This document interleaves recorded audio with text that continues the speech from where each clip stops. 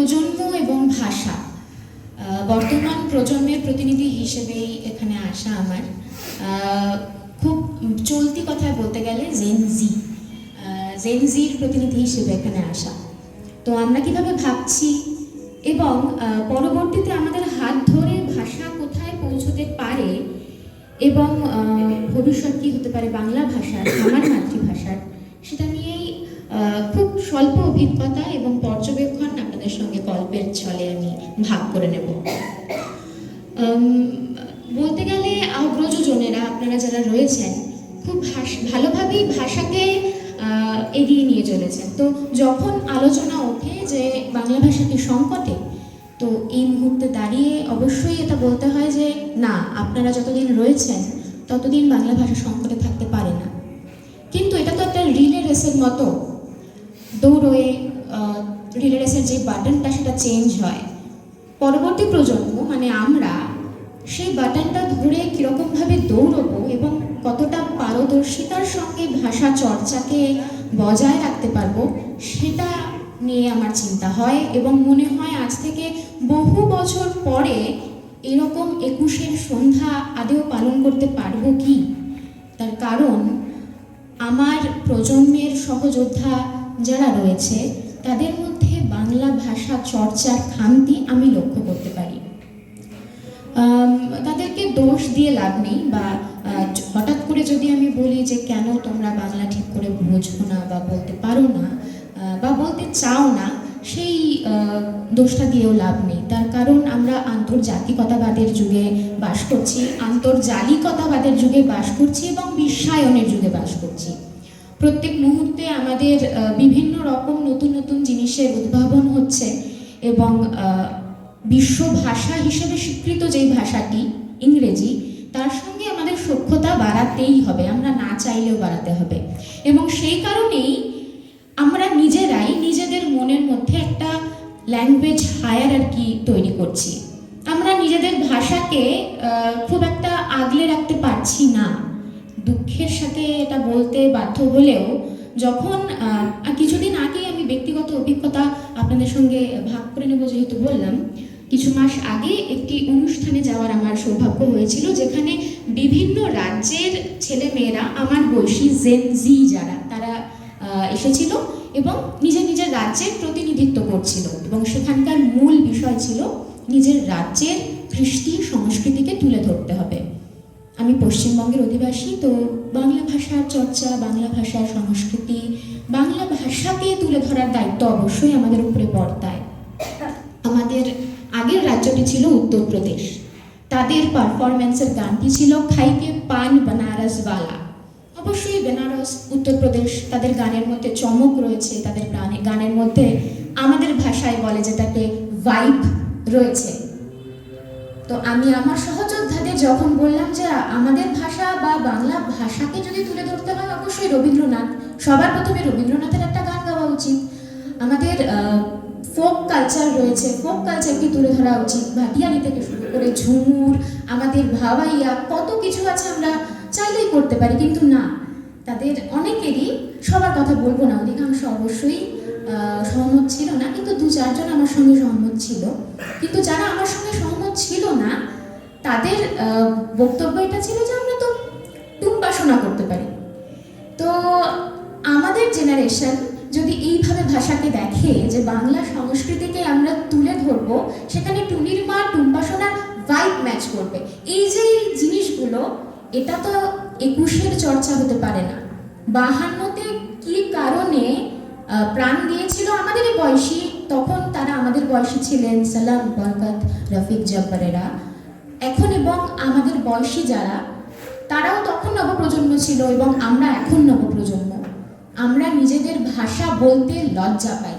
আমরা অবশ্যই আমাদের বেড়ে ওঠার জন্যই হয়তো, আমি আমার কথা বলতে পারি, আমি ছোটবেলায় একে চন্দ্র, ২ পক্ষ, ৩ নেত্র পড়েছি। কিন্তু এখন যারা জেন আলফা, আমাদের পরবর্তী প্রজন্ম যারা, তারা এসবের সঙ্গে খুব একটা স্বচ্ছন্দ বোধ করছে না, কারণ তারা সেসব পড়ছে না। তারা ব্ল্যাক শিপ আগে পড়ছে, তারা কুমোরপাড়ার গরুর গাড়ি পড়ছে না, বংশীবদন, ভাগ্নে মদন কে, হোয়াট এভার, তারা জানে না। তারা আমাদের সবকিছুর মধ্যে একটা ক্যাশ ব্যাপার চলে এসেছে এবং খুব দ্রুতগতির দুনিয়া তো আমাদের আমাদের এইরকম একটি আলোচনার চক্রে আমি কোনোভাবেই ভাবতেই পারবো না আমার বয়সী শ্রোতাদের দিয়ে এই সভাকক্ষ ভরা থাকবে। তো এই পরিস্থিতিতে দাঁড়িয়ে অবশ্যই মনে হয় আমাদের খুব বেশি করে নিজেদের ঘরে বাংলা ভাষার চর্চা শুরু করা উচিত। একজন ছোট্ট বাচ্চা যখন কুড়ি হিসেবে তার ঘরে প্রস্ফুটিত হচ্ছে ধীরে ধীরে, তাকে মাম্মা, পাপা, বেটা, শোনো, বসো, প্লিজ, ডু নট ডু, এই ধরনের জিনিসগুলো অবশ্যই থাকবে। ইংরেজি আমাদেরকে জানতেই হবে, কিন্তু তোমরা বাংলা কেন করবে না? ছোট কথা বলে অ আ, সেখানে সে কথা কওয়া, সেটা অধিকাংশ লোকই জানে না। সহজ পাঠের সরলতা সম্বন্ধে আজকাল শিশুরা পরিচিত হতে পারছে না। কোথায় নন্দলাল বসু, কোথায় রবীন্দ্রনাথ, তারা শুধু নামটুকু জানে। জিকে, জেনারেল নলেজের বুকে তারা শুধু নামটুকু জানে। এভাবে বাংলা ভাষার চর্চা আমার মনে হয় না হয়। বাংলা ভাষার চর্চা ভীষণভাবে শেকড়ের সঙ্গে এঁটে মাটির মধ্যে থেকে হতে হবে। আজকাল ছোট ছোট ভাই বোনেরা যারা 1, 2, 3-তে পড়ছে, তারা বাংলা পরীক্ষার আগের দিন রীতিমতো থরথর করে কাঁপে, কারণ সারা বছর আমি বাংলা পড়িনি, বাংলা পরীক্ষা পরদিন আমার ভয় লাগছে। নিজের মাতৃভাষাকে ভয় পাওয়া, এটা লজ্জা লাগা দরকার আমার বলে মনে হয়। এটা প্রত্যেকটা ভাষাই মায়ের মতো। যখন আমরা যদি কল্পনা করে নিই আমরা মাতৃ দিবস পালন করছি, আমার মা সবার প্রথমে বসে রয়েছেন এবং আরও সবার মা বসে রয়েছেন। সবার প্রথমে আমি আমার নিজের মাকে প্রণাম করে তারপর প্রত্যেককে প্রণাম করব। এর মানে এই নয় যে অন্য মায়েদের আমি অসম্মান করছি। ঠিক একইভাবে আমার মাতৃভাষা বাংলা, ঠিক একইভাবে অন্যান্য ভার্নাকুলার ল্যাঙ্গুয়েজেস যেগুলো রয়েছে, সেই ভাষাগুলোকে সবার প্রথমে আমাদের আঁকড়ে ধরে তারপরে অবশ্যই অন্যান্য ভাষার চর্চা আমরা করব। একটা ভাষাকে আঁকড়ে ধরা মানে এই নয় অন্য ভাষার উপর থেকে নজর সরিয়ে দেওয়া।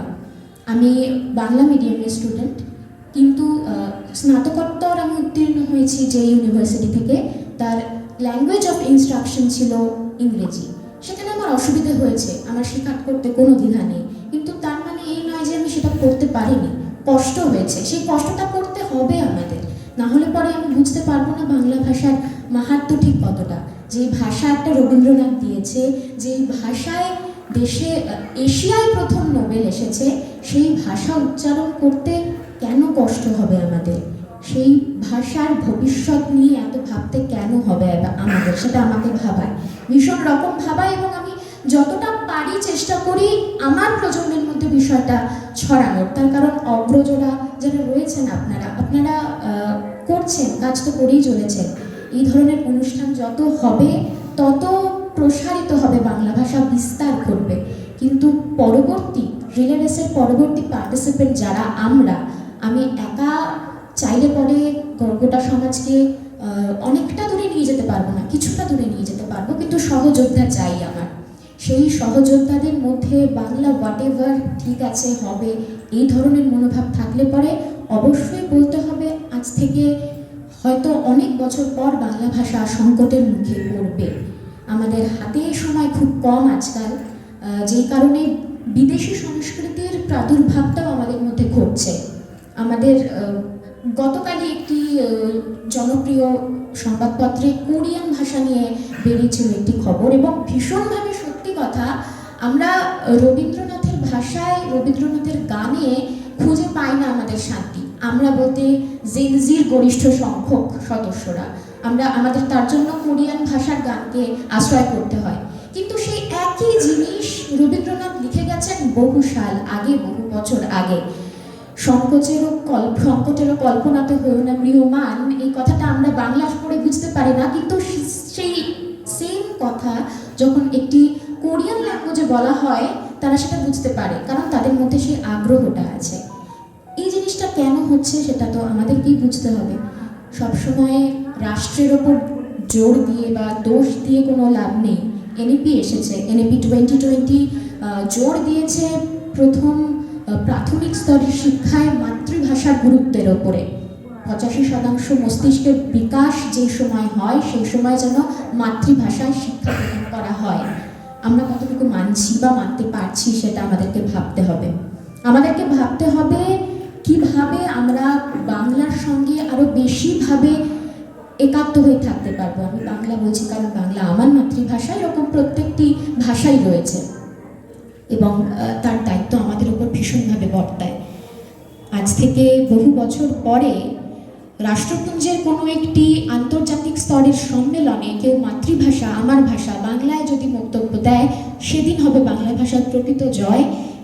যখন চায়না থেকে একজন নিজের ভাষায় বক্তব্য দিচ্ছে, আমি বাঙালি হয়ে বাংলা ভাষায় যদি কোনো বক্তব্য দিতে পারি, এমনই প্রত্যেকটি দেশের নিজের নিজের জনগণেরা নিজের নিজের ভাষায় বক্তব্য দিচ্ছে, তখন নিজের নিজের মাতৃভাষার শ্রেষ্ঠত্ব প্রমাণ হবে এবং আন্তর্জাতিক মাতৃভাষা দিবস শ্রেষ্ঠ হবে।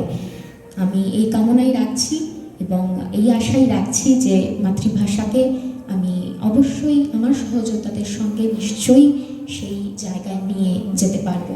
অসংখ্য ধন্যবাদ।